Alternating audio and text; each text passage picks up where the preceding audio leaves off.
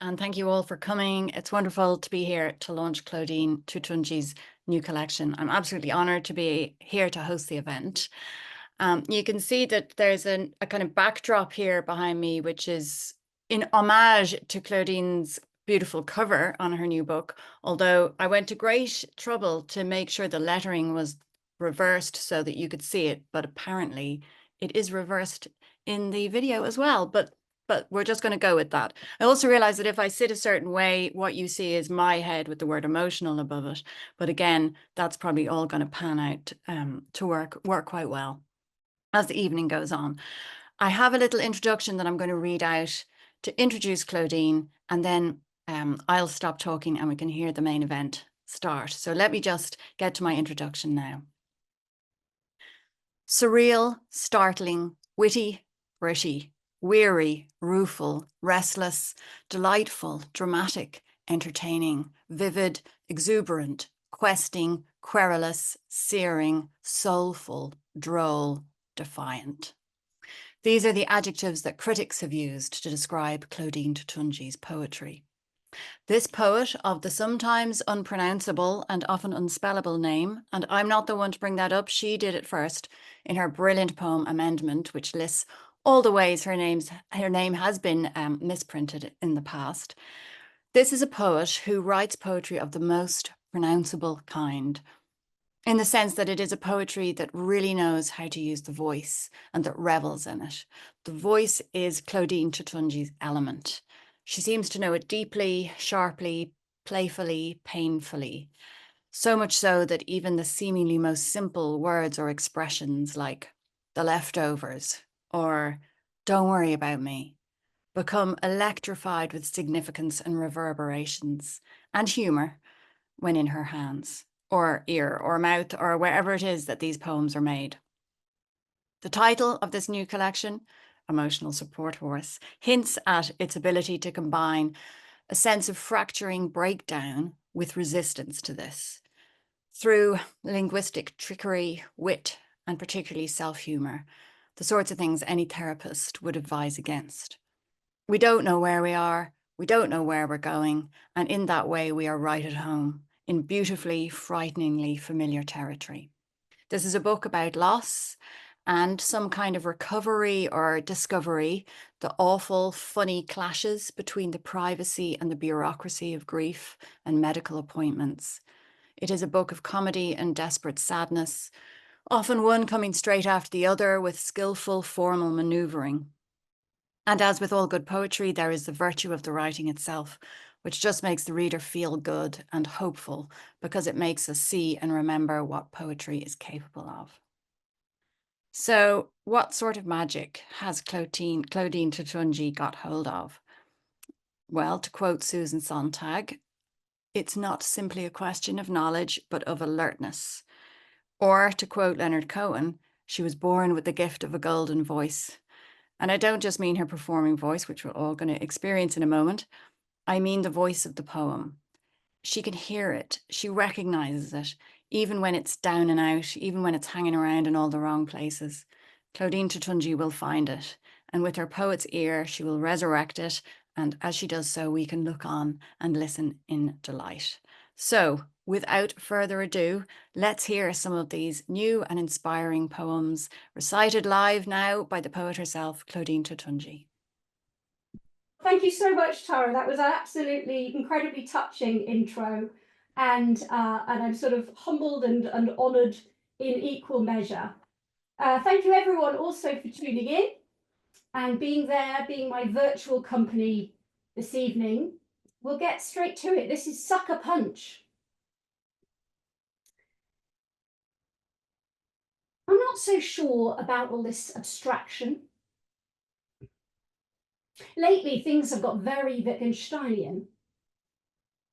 A fat beige pillar came for me in a station, and a small wall stood up the next evening and punched me in the ribs. Damn near broke them. I mean, okay, I get it, it was night, and you have to keep your wits, etc., etc. But this was a well-to-do wall in a well-to-do area. I tell you, it's not the blow that wounded me, more the betrayal. betrayal of technology as well. Very timely. No, it's great to be here, and I sort of feel like I can't go too much further with giving the artwork a bit more of a flash. So I'll conveniently grab it and flash it at the camera again. It's handy, this front cover, because I've been told some people have seen a minotaur. Just now, Michael Schmidt told me he only recently spotted the horse. Other people have seen a human being throwing their arms about in distress. So the good news is it doubles as a psychometric test. So if you don't like poetry, you should still buy one. So as we go further along the path tonight, you'll see that this, the unidentified voice of the poems in Emotional Support Horse is one that is quite odd. It interrupts itself with odd bits of advice and sometimes memories, dreams, and occasionally an apology. We couldn't get the parts to write this poem. Our metaphor container ship is dry docked in Bratislava, and our simile warehouse in Wuppertal has had to close its doors. We apologise. Some figments, we believe, may still be in transit, but there are supply chain fractures due to disputes over paperwork.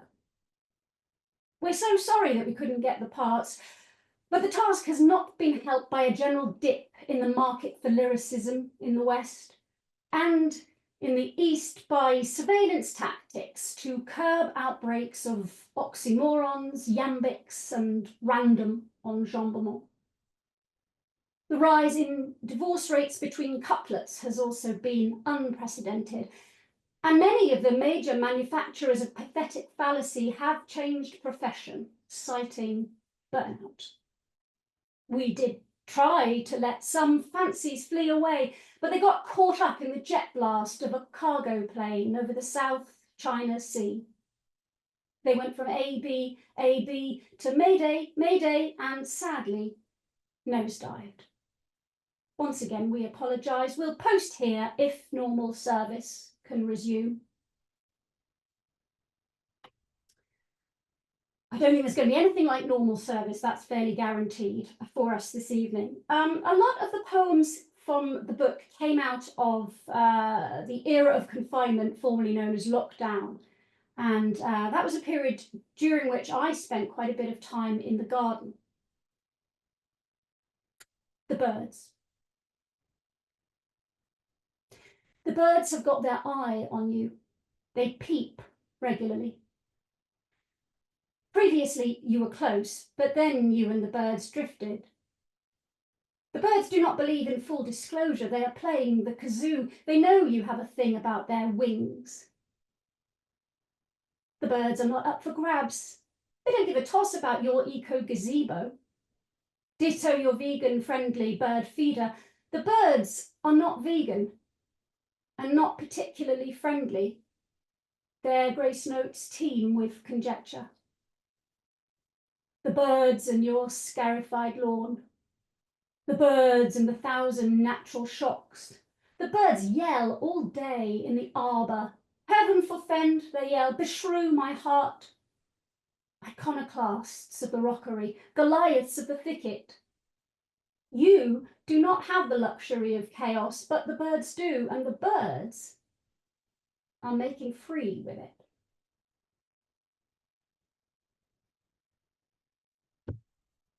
Conversation in Leamington. I had breakfast with father 4 weeks into the first stage of grief. We discussed politics, hawk medallions. I told him his choice was in full bloom. Later, I took to my bed for the usual 3-hour lull. I regretted the mass of quandaries I could have touched on but shelved. For what? For why? Father, I could have cried out, where am I now with you gone? I've crossed the Rubicon, but I don't have a map. And that bird you like, the little one, it's always off kilter, always in a flap with a coloratura that pays no heed to the basics of pitch and melody, and daily since you went, I narrate everything I do. And I walk on my hands a lot in the garden like a crab. And the lists, my godfather, the lists I keep, flower names, trees, female mystics, the villages of Warwickshire, and one that grows longer as we speak. Burnt tongue, slack cheek, railway spine, all the arcane ailments I swear I've got. Yesterday on Blue Cedar Grove I saw 2 horses, 2, on a road never normally troubled by anything larger than a wolfhound. But why tell you that? Why recount and recount as if in the grip of emergency, the visit to the windmill, the stray lupin, the fact there's a village called Wormleeton, where does it stop? Could I tell you so much I'd narrate myself out of existence? Return like you to a purer state beyond exposition, no need of that. Somewhere between an oscillation and laughter.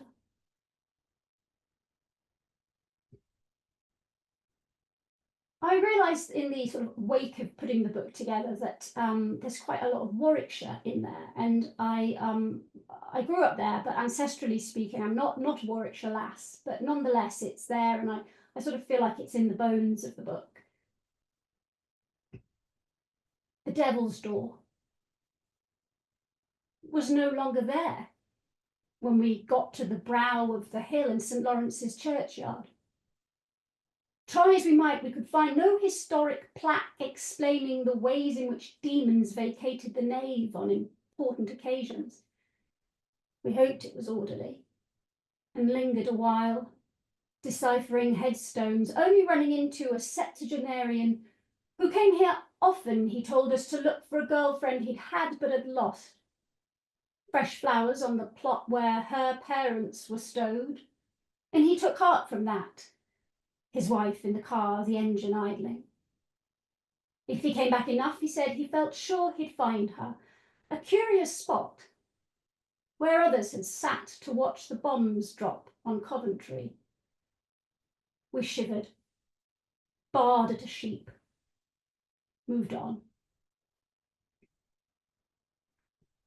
Now, any of you out there who may have read or dipped into my other 2 books will know that there's a lot of sheep normally roaming around, but I'm slightly sad to tell you that that's the only sheep in Emotional Support Horse. I did consider calling it Emotional Support Sheep to get another one in, but I realised that might be, you know, that there are limits, that it might be going too far. So, nonetheless, there are plenty of other species, so we can't complain. Don't worry about me. I'm okay. I have reached the higher echelons. They have dispensed with midges in the higher echelons, and the air is sweet with marjoram and mint. We are awash with flowers, the little ones called everlastings, and the nettles in the nettle patch contain no capacity to sting. Don't worry about me. There's miniature golf, skinny dipping practically de rigueur, and Verdi by the lake, where Highland cows confront us. Beautiful, though I give them a wide berth.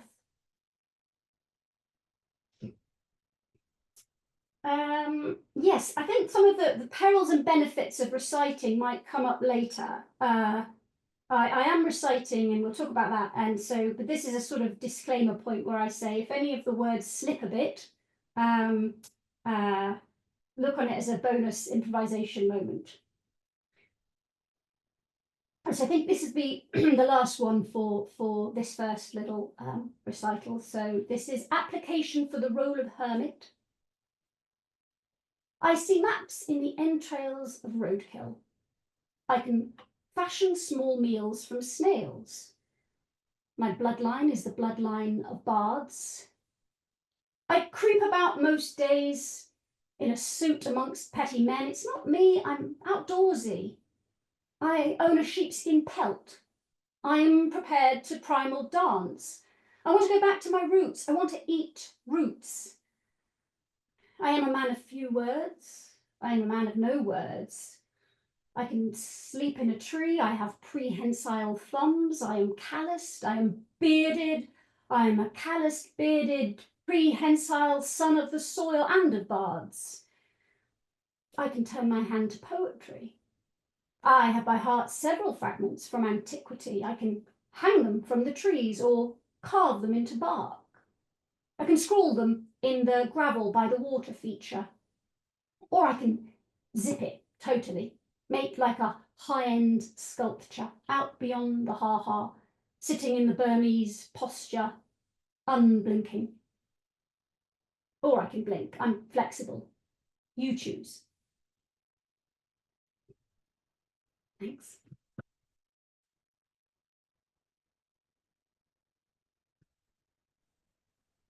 Claudine, I'm just sitting here really enjoying that. It's absolutely fantastic. And it doesn't sound too rude. I double clicked on your face there to Thank you. make Thank you. sure that you were just there in my screen. So I was just lost in that.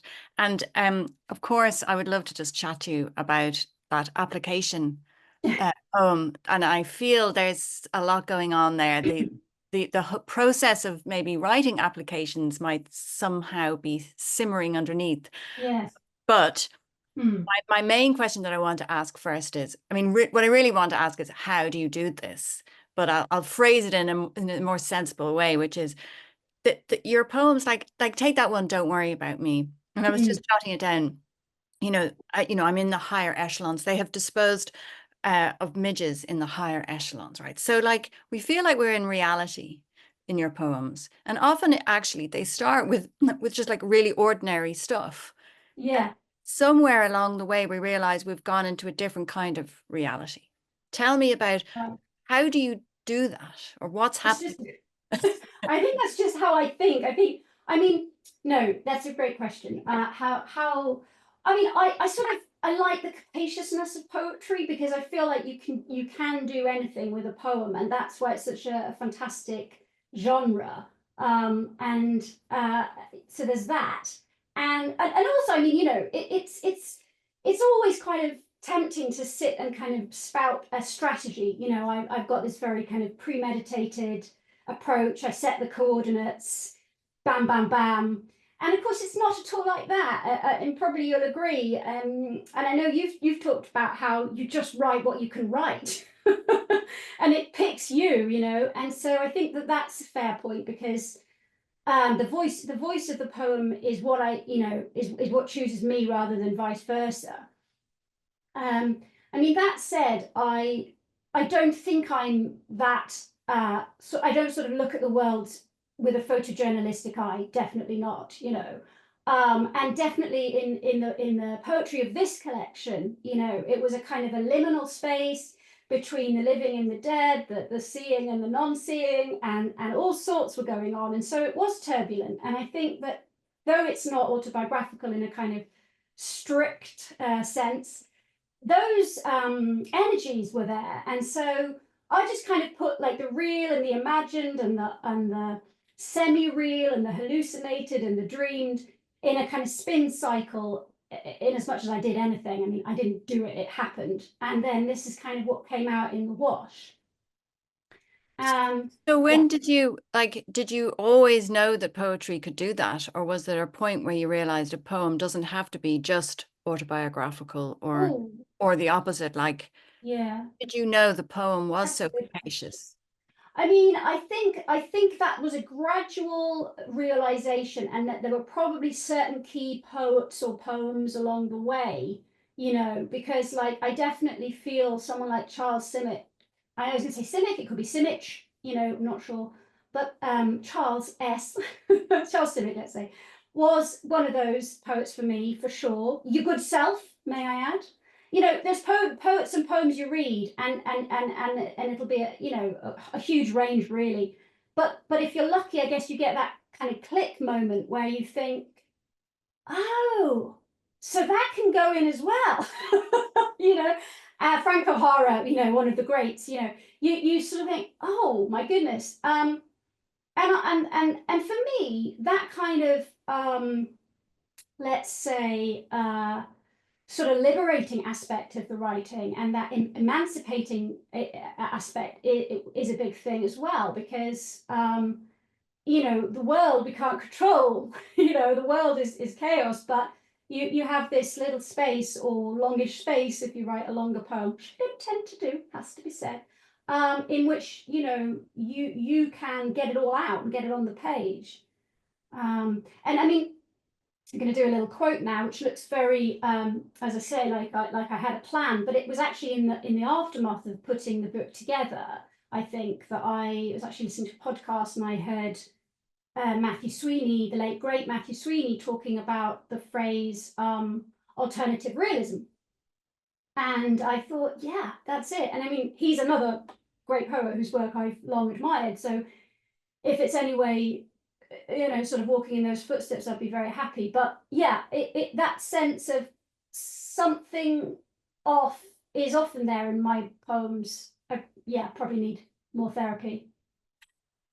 No, I think it's great because, like what I was saying in the introduction, is that like comfort, it's not a very exciting word, but it is a kind of desperate comfort in reading your poems because of this alternative reality, which actually is, of course, reality. I mean, it's like when people talk about things being surreal and they're so close to reality that it's hard sometimes to know what's meant by Yeah. that, you know. And so it is every day, the kind of craziness of every day. That's what you seem to be writing about.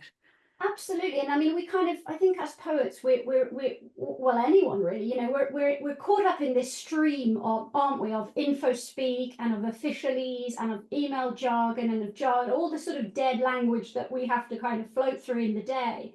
And then I think, like, what can be interesting is to mess with that a bit, which is, I guess, what I was doing, and we couldn't get the parts, you know. But that is actually weird. I only realized this afterwards, but I thought that's actually quite liberating because it's so often the plumber, you know, who says that to you, or you know, somebody, oh, you know, but it's quite fun for a poet to be able to say it. So, Oh, it's yeah, such fun. It's like a little tiny moment of revenge or something on the world. But it's great. Like, and that thing you said about sort of dead metaphors, I was going to say yeah, that's what I meant when I said resurrect. Like, because I heard once somebody talk about translation as being a resurrection. Okay, so if you right, translate something from one language to another, yes, but also you're bringing something back to life. You're raising it up, you know, the deadest of metaphors. So as you said, you know, yeah, and these kind of phrases that people use almost without thought, you exactly, yeah, think about them. And yeah, tell me, I just wanted to ask you a sort of a slightly different question, and then we're going to hear some more poems, aren't we? hmm, And we then are, hopefully the audience are thinking up their much better questions than I'm coming up with to put into the Q&A box at the bottom of the screen. So let me ask you one more, and then we'll hear some poems. So the yes, question I wanted to ask you was really based on something that, because we were talking about things as you were putting this book together, right? yeah, Before it appeared with that cover and everything on it, you know, I was talking to you while you were putting it together, and I remember, and wrote it down, that you talked about it as this strange, fragile beast, and so an alive, like almost like it was an alive animal as you were trying to compile all these poems. And I was just yeah, wondering, so there's that, and then it became emotional support horse. So yes. what's that title there, and how, and what was it like putting together your third collection? So you're keeping notes on me, Tara. This is good to know. You know, I need this information. No, great question. Thank you. How did the title come about? You know, I was a bit obsessed with emotional support animals for a while, and I did have that phrase before the book actually. And I think I wrote some kind of awful poem called Emotional Support Animal. Then I put an emotional support hedgehog in a play. So it's that's one side of it. But no, I mean more sort of more pertinently, I think this business of the strange fragile beast is interesting. The thing I felt with this collection, probably more so actually than with the others, is that it did at a certain point take on a life of its own. You know, putting doing the sequencing, which was quite hard actually. You know, fun and hard because it's only now that I've sort of seen the book as almost a giant monologue, really. But not that it's all first person because it isn't, but it's very much a sort of I think of it as a kind of single interiority, you know, on a journey. Um, but yeah, so it felt apt then. If this was as it felt like a creature, kind of real organic thing coming alive. I'm not going to say Frankenstein's monster because that would be harsh to the horse, but something taking on a life of its own. Then that's partly why I think calling it emotional support horse felt right. And also, that actual name, I think it kind of came up chatting with friends as well about the book. So thank you, friends. But I think, obviously I intended it to be vaguely absurd, I guess. It wouldn't be the ideal assistance animal necessarily. But I've subsequently found out, not least today, via a message from Alison Brackenbury, that there are quite a few, including a nice grey horse called Merlin somewhere that won an award. But I mean, essentially, for me, it's an outsized kind of. It's not going to be a front runner for an emotional support animal, and I like that sense of it being a kind of silly size, because things in the book are shape and size shifting all the time, and I feel like that's comes back to the main theme being sort of loss and grief. And I think when you're going through that, you're having these sort of moments where it can feel giant size, and it can shrink down, and that kind of wild energy is part of the horse as well.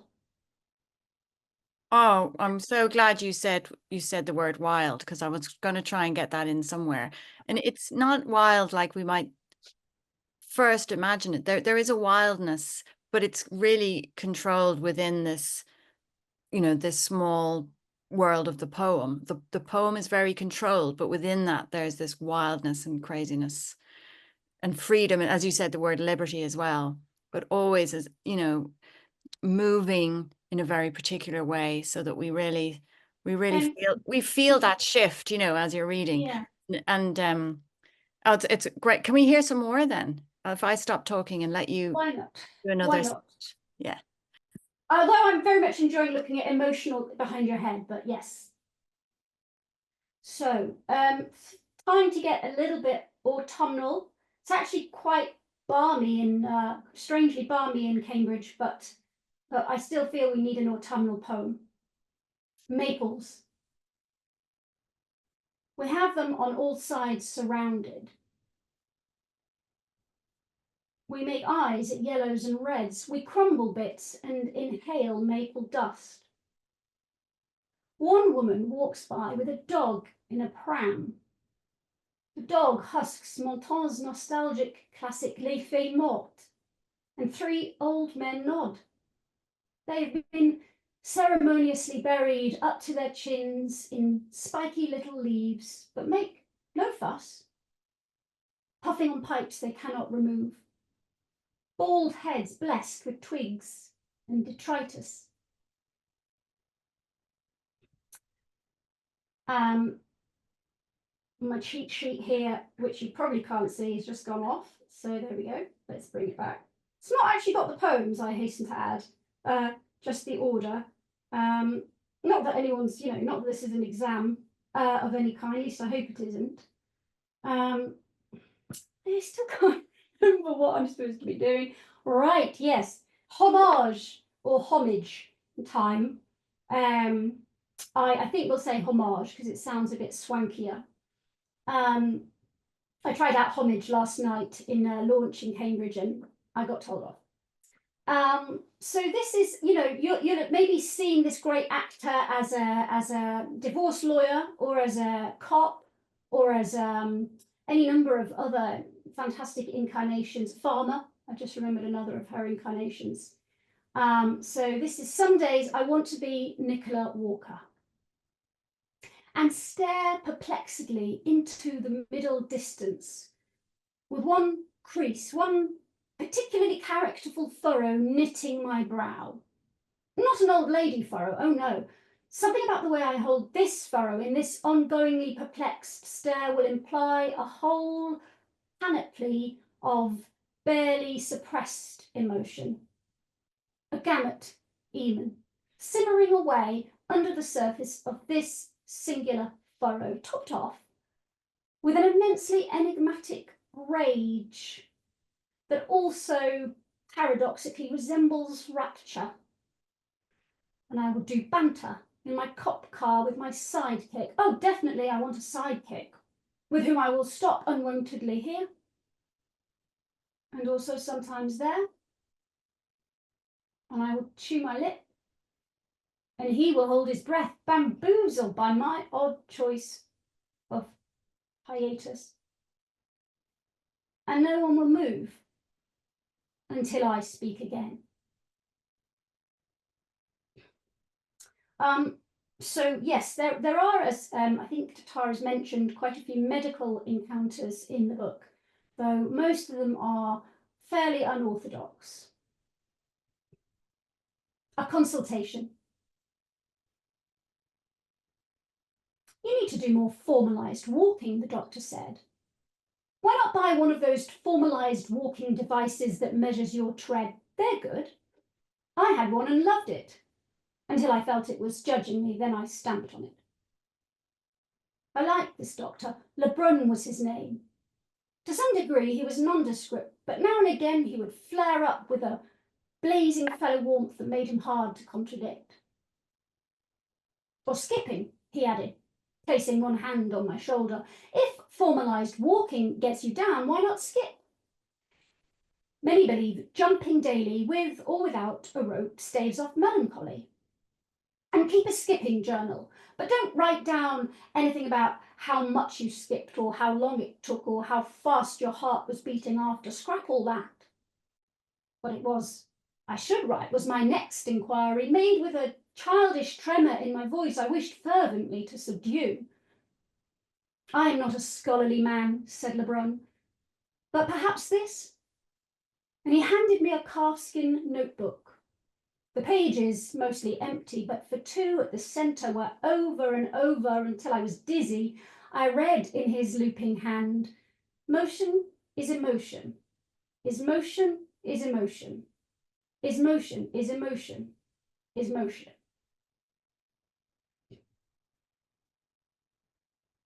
So a little sip of water. It's quite hard not to get a little bit dizzy in that one. Life imitating art.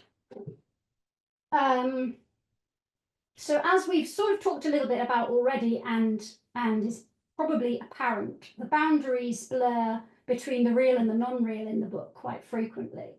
But this next one is a case of actual literal blurred boundaries. I live in Cambridge and it's quite easy, according to me, to in a relatively near to where I am right this minute, to walk into the river because the edge of the river is not well marked. And obviously if it's grey and raining or blindingly sunny, actually, you can do that if you have low vision. And so I probably should have written to Cambridge County Council, but instead all I've done is write a poem about it so far. When I walked into the water wearing red shoes in December, I was desperate for a metaphor. It was a cri de coeur. I subliminally hoped to crawl back into the womb, or collapse the perpendicular, or rub shoulders with the heron.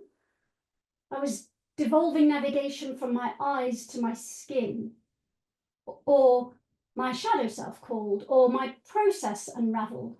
I was being swirled insistently in the river's comradely grip.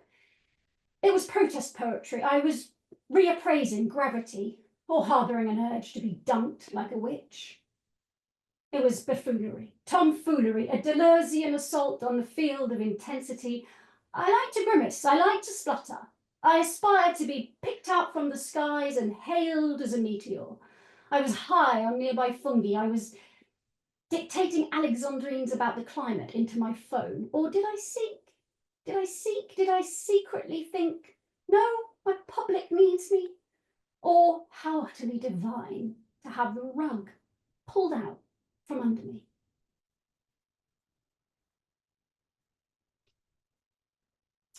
And from one watery encounter to another. Detour. Strange to come upon them, shoving and rubbing shoulders without shoulders, charging about a surefire shoal, a mass of marmalade bodies in perpetual Brownian motion. Why should I feel so buoyed up? by them. All that I did right, to spurn the cast iron plant, skirt the yucca and glancing down, spy them. I have seen the signs. I have heard the spheres dancing. Oh, celestial slipstream, oh, quixotic drift of all that is dart and dazzle. I have lost my mind. I have left it in a fountain in Birmingham. The leftovers. Most of us these days are dead or on autopilot. As for the wolves, they thrive. There are too many wolves, some complain bitterly. They pad into the butchers. They make off with small inflatables and sail about like Vikings licking their bloody chops. Others can't get enough of their uptick, their soundless transition from wilderness spook to denizen of the high street, where they glide up and down, or bask in the rubble, while the acolytes forage like mad for something to offer them. Kentucky Fried Chicken, small birds. So this is my last poem. Thank you again for tuning in this evening. I've gone seamlessly from a slightly hostile to bird life poem, and hopefully now something, well, they just died in that poem, so sorry birds, but this is a bit more bird positive to end on. Before there were words. Words like acrimony and amertume. Before somebody came along trying to cram the hard graininess of disagreement into language, before all that, there were birds. Some really quite big ones. A rude person might say elephantine, which would be harsh because the miracle is they still flew. The thing is, they still flew. That's the miracle of it. However wide of girth and unwieldy they were with their big, blocky heads, these massive prehistoric lumberers sailed upwards and coasted around on the westerlies and northerlies of ancient time. They didn't feel gauche or non-svelte. They felt beautiful, all airy and agendaless, quite caught up in their meandering, sometimes bellowed improvisations across vast expanses, and serene, happy even, in the knowledge they could be purple if the mood took them, but also, any time they liked, they could be mauve.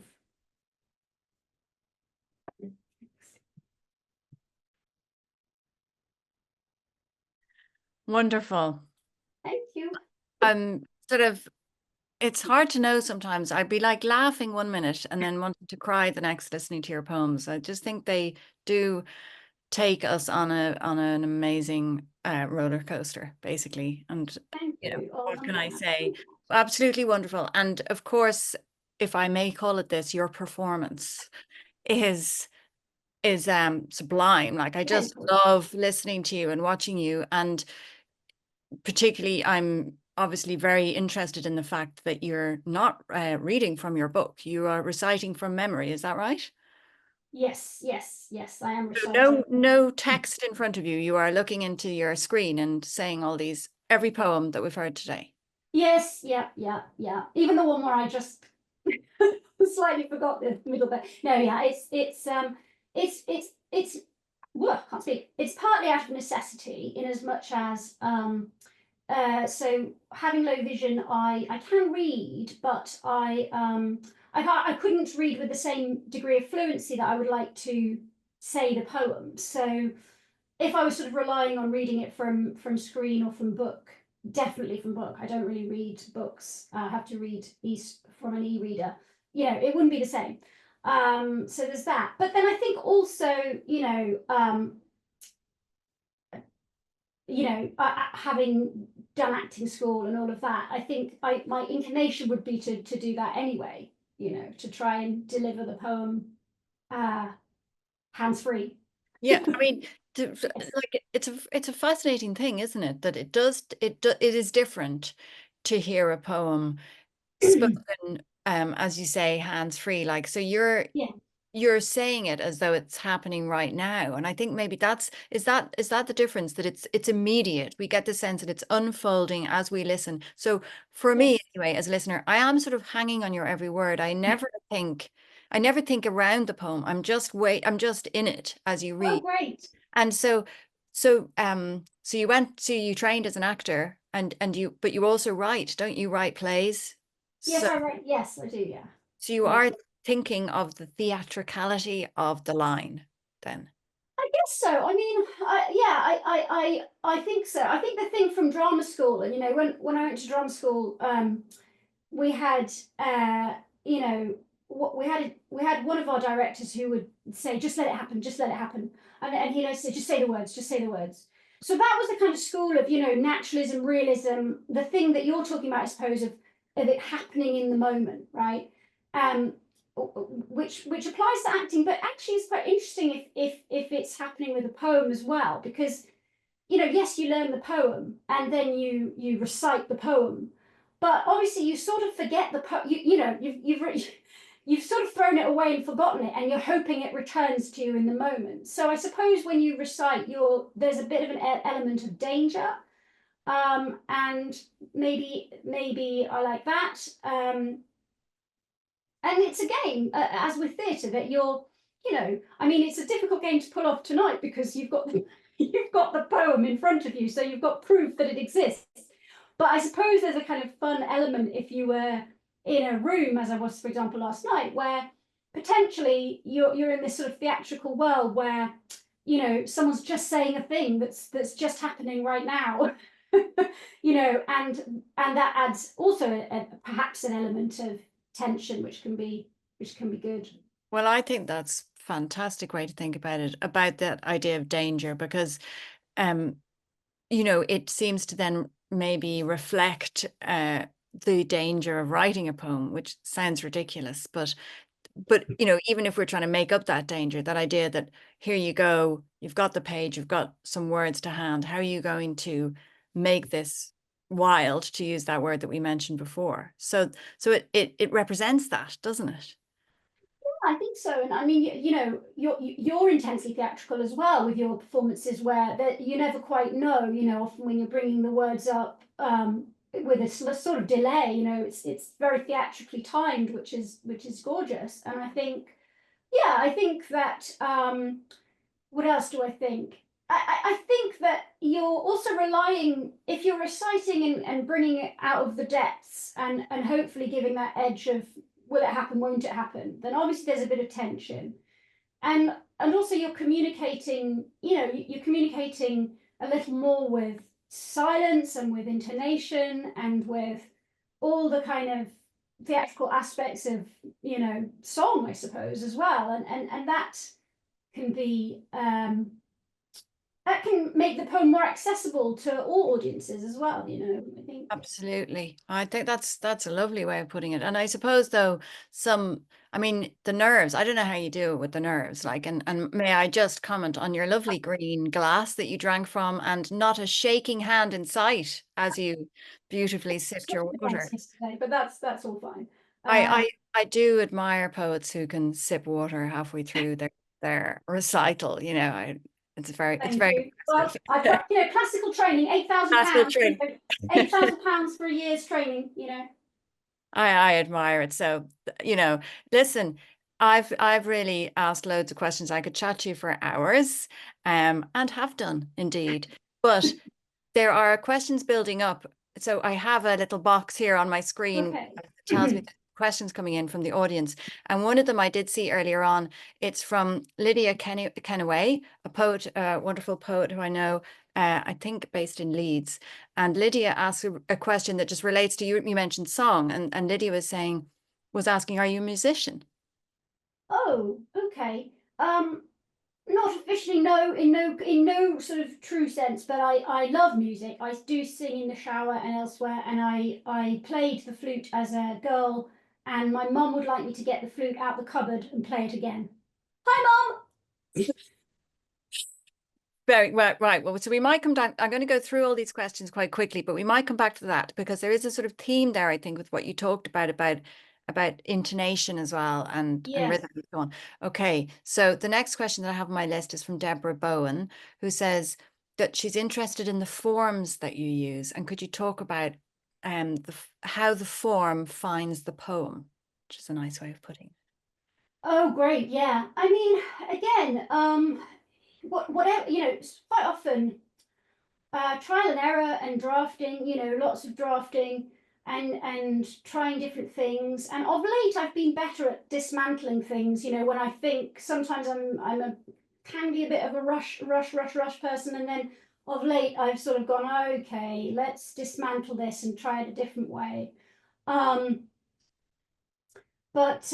it's a lot of listening, isn't it? I think. Do you agree? You're sort of listening to what is working. Yeah. Well, first of all, what do you mean dismantle and try it again? Do you mean you'll write it out pre-verse or whatever you want to call it, and then you'll think Mm. this might be better rhyming? Is it that base? Uh, Sometimes. I mean, I have so I use now, I often, mainly, not always, use voice recorder or a dictaphone. So I'll sort of tend to work very much with the voice for quite a long time before I start to get on the page. So for example, before there were words, I think I did do a lot of it by voice, but uh, it's really hard to say, isn't it? I know that fitted into sort of stanzas quite easily. So when I say dismantle, I suppose what I mean is, yeah, no, sometimes I have done something that's very free. In fact, Sucker Punch, and somebody looked at it, they will remain nameless, but very rightly said, well, it's fine. There was a kind of a sense of it could be more that I got from a first, outside look at it. And I thought, oh, that sometimes just things, just tightening them up into stanzas and things, it's what needs to be done for it to pack a punch, more so. But it's all trial and error and kind of experimentation and workshopping and looking back and all of that sort of thing, and then cutting most of it and having a very short poem. Yeah, yeah, such a good idea. Yes. Listen, that's very interesting though about you starting with the voice. Like I, would often say, oh, you type it out, you write it out, then you type it out, and then try recording yourself, and even listen back to that as part of the editing process. Horrible Yeah. experience that is. But how it's kind of even more liberating. We keep getting back to this idea of just being a bit freer and maybe, dare I say it, have fun with the Yeah. writing process, which is don't even do the writing at first. Record yourself first, which does Yeah. bring us back to Lydia's point of like the musician Hmm. idea. It's like you're actually playing with the sounds. You're having fun with this song that you're making. I guess so. Yeah, I do think about song a lot, and I think it's you're using your ear a lot, aren't you? Because if you're, it's, again, as I say, it's out of necessity really for myself, and I'll have a lot of an awful lot of soundtracks. That's something that I must knock off. And so when you're, if you're working between lots of tracks, and it sounds very organized, but it's unfortunately not. It's rather chaotic. Then you really have to listen quite carefully to what you think is speaking to you the most. And of course, it also, as we know, it changes, doesn't it, depending on your mood and what day. And so you have to spend time with listening, I guess. Yeah. I don't know how, yeah. No, totally. Like Makes that's what I sense. was saying in the introduction about like where are poems written. I was obsessed by this for a while about, are they written by the hand or the heart or the ear or the mouth or what. And Yeah, I think it is just very what can I say, encouraging actually to hear you speaking about all the different stages that you might go through, you know. yeah. It's Um, really hard, isn't it? it's hard. Let's But just look, say that. It's fairly I just fraught. say that it's just difficult. Adam Crothers has a question. Only one sheep, but also a sheepskin pelt. Is that the same sheep? Oh dear, poor sheep. Is What's that, going on is that, there? that's more of a kind of cry for help for the sheep. It's like he wishes there was a sheep helpline we could be calling. Yes, well, I think it's just the transition from sheep to pelt. There's That's a lot of violence in this book, did I say? You know, violence. Yeah. I think it's, in fact, I was thinking about this before because a very nice kind of comment from yesterday when I did this sort of real life launch thing. But somebody said the poems were too happy. And I thought, well, I don't think they are really. But then, you know, it's how they maybe, you know, things are reread and looked at. But I think there is, as Adam's pointing out there, there's a brutal aspect to what's going on in the book as well. Yeah, this brutal skinning of sheep. Um, you know, we hear a lot about your live event yesterday, and I think that our questions are better. I just want to say that. So moving on, do we have time? Yeah. Oh, let's quickly get in a couple more questions. I'm just looking at the watch here. Okay, We've only got 5 minutes, right?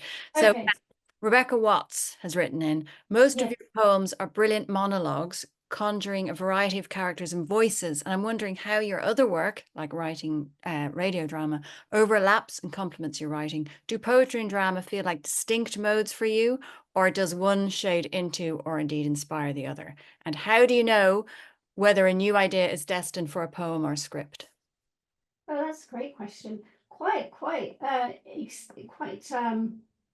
yeah, it'd probably take quite a while to get into it fully. But I think, I mean, the short answer is that poems take less time generally, and that's therefore that has its own satisfaction because you know it's a bit more of a long haul affair writing either a radio drama or a theatre play.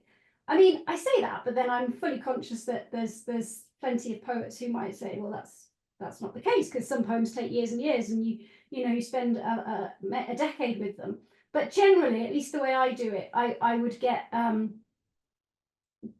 I would finish a poem quicker. So just on a very kind of basic level, that would provide some kind of boost, perhaps a bit quicker than a play. Yeah, I mean, I think I don't know is the answer. Everything is kind of I mean, a kind of just a chaos of mad note taking and then trying things out. Definitely. I mean, I keep sort of journals with lines in them, and sometimes I think, well, you know, is this voice coming back to me enough that it's a character that would demand either a play or a radio play, or it needs to be in the voice of someone I'm working on, you know, um, rather than just a monologue for a single poem. So I suppose it's partly about how loud are those voices and how easy are they to get rid of, because you have to be able to stay with them longer for it to be a play. Yeah. And just to, I've got one more question, but it's actually just looking through the questions. Mm. It's taking a theme that's coming through a lot of very good questions here. So I'm just going to read out the general theme, which is about um, low vision. Kind of what advice would you give to poets, who have low vision about writing? Is there anything you want to say about that aspect of things? I think, you know, I can't sort of be enough of an advocate for the voice recorder and the dictaphone, because I think that they're wonderful things. And, you know, obviously, you know, low vision encompasses a lot of it can be quite different from one to the person to the next. So, you know, I'm fortunate that with certain aids in place, I can get on a screen and do things with, you know, typing. Um, but I think, you know, sound in general, listening, and also feeling it's not a negative. It's actually like it can be marvelously advantageous. You're freed up from this oculocentric world we're in. You don't have to be strictly literal or even strictly tied to the visual cues that others might be getting their inspiration from. And you can be playful, and you can use you know, if you're fine with your hearing, you can use anything that's coming at you that way, you know, as a prompt. Um, and there are also some really great, increasingly lots of great audio resources for poets. podcasts. Poetry Foundation Chicago has a fantastic archive of podcasts and of single poems. So listening to poetry and then talking to yourself as crazily as you possibly can into your voice recorder could be a good starting point. Yeah. That's wonderful advice. We've got 2 minutes left. Would you just exit with one last very short poem that we could just hear, just to say goodbye? So we could I'd just. love to. I'd love to. And thank you for the questions. And everyone out there, thank you for those thoughts.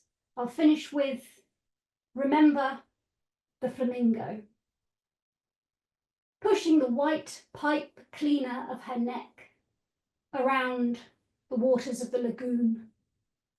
Such a bright day. The pale juvenile beneath the surface looked up, hopefully, and did the same.